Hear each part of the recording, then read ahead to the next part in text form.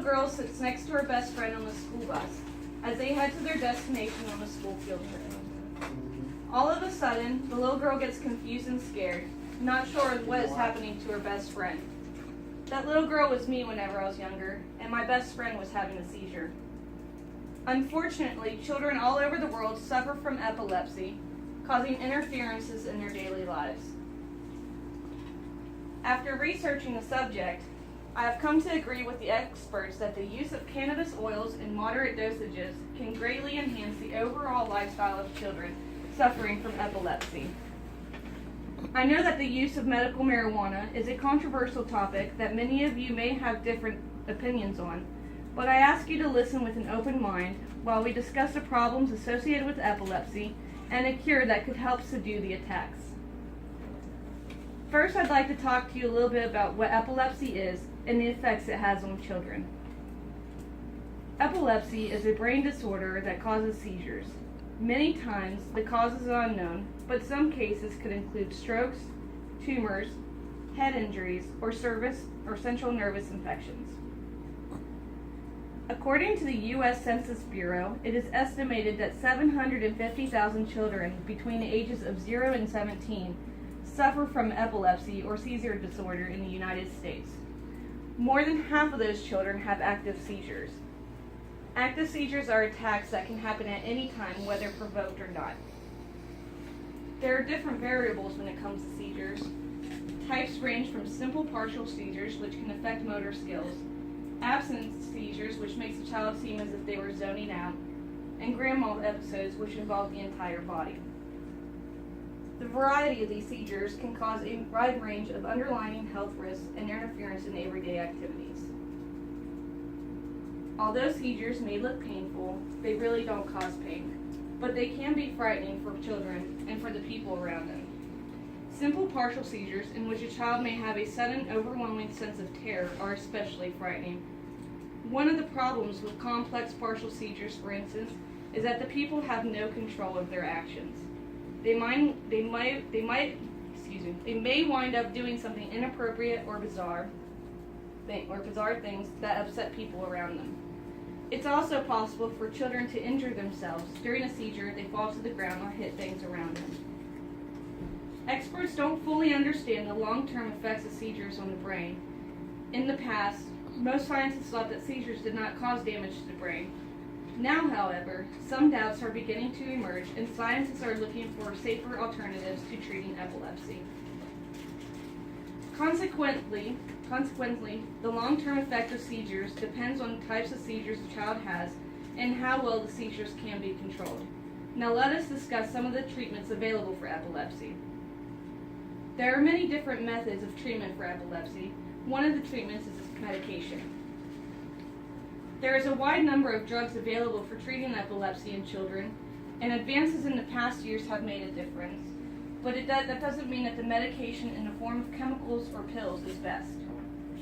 Only some of the 20 or so medications used to treat seizures have been approved by the FDA for use in children.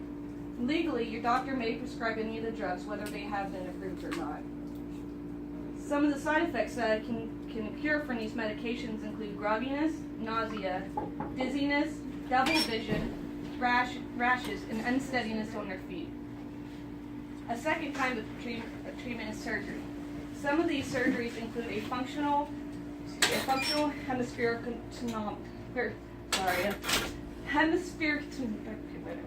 lesionectomy, temporal lobian section. All the surgeries I have listed are considered dangerous due to the fact that they are major brain surgeries. With the fact that the surgeries available are all major, it is imperative to know that the consequences cannot be predicted. A third type of treatment is alternative treatments. There have been some studies of alternative treatments for epilepsy, including biofeedback, melatonin, large doses of vitamins, and many others. The problems with these types of treatments is that some have not been proven to make a significant difference in relieving the effects of epilepsy, and depending on the type you may decide to use, could very well become a financial burden as well as time-consuming. So we see that there are different options for treatment to epilepsy in children, but let us discuss the benefits of cannabis oil and what we can do to make it more accessible to children in need of a safer and natural treatment. History, along with recent studies, have shown that there are many benefits to the medical use of cannabis.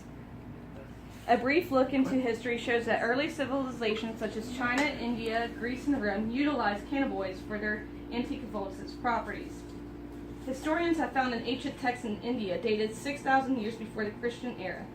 In this text, they have found that there were 2 chapters dedicated solely to the treatment of epilepsy by using hashish, which is a form of cannabis. In 1976, a study was conducted showing the effects of cannabinoids were as effective as 2 anti-epileptic drugs and more effective than 3 of them. Around the same time frame, we see crude cannabis extracts, similar to today's cannabis oils, being given in 200 milligram doses and being effective in stopping seizures. There is no lack of information or studies from around the world in different time periods showing the positive effects of the plant and its effective treatment for epilepsy. According to the National Library of Medicine and the National Institutes of Health, a recent study was given to parents of children who were treatment resistant to other methods of seizure medication who were undergoing the cannabis oil treatment.